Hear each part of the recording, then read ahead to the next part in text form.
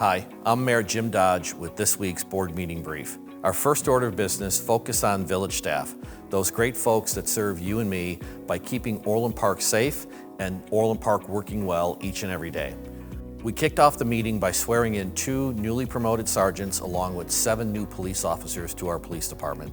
They each took the oath of office and then had their family members help pin on the badges, which is an important part of the ceremony.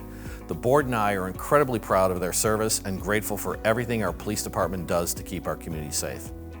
We also took the time to recognize the hard work of village staff for their years of service. One of our honorees has been in public works for over 30 years. It's that type of commitment and experience that keeps the village running day to day, and we couldn't be more thankful for their dedication to our community. The board continued to enhance resident collaboration with the approval of several new advisory board members. Those appointments are important to the village, ensuring that we hear from our residents and get your input on our decision-making and shaping of our community. Speaking of community involvement, I'm proud to share that as of March 2nd, 2026, next year, early voting will be available at the Orland Park Civic Center.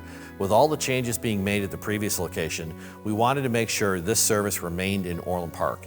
It's much more convenient for everyone with a great deal of parking and an indoor waiting area away from the weather should there be any long lines like what we had this past presidential election. The board received an update on a Catalina construction project, which included freshwater and stormwater mains to solve flooding problems within the neighborhood and at Cruz School. That work should wrap up this November. Thanks to you, all the residents of the Catalina subdivision, for your patience as our public works team and the contractors push to finish this project this year, which is ahead of schedule. Last night, we also approved a major expansion at the very popular and successful Orland Park Costco. The fuel station will move across Ravinia, grow from a small number of pumps to over 40 fueling stations, and the old station will be used now for much needed parking lot expansion.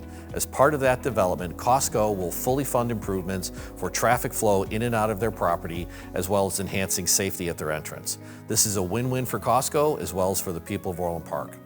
And speaking of the people of Orland Park, at our last meeting, we heard from some residents who voiced their concerns about the proposed improvements at Evergreen View Park. We instructed staff to continue to survey those residents living in a direct vicinity of the park for their insights and their recommendations.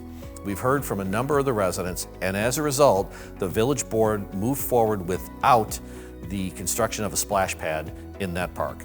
Thank you for making your voices heard and engaging with the board and helping the village reach an outcome that's better for that local community.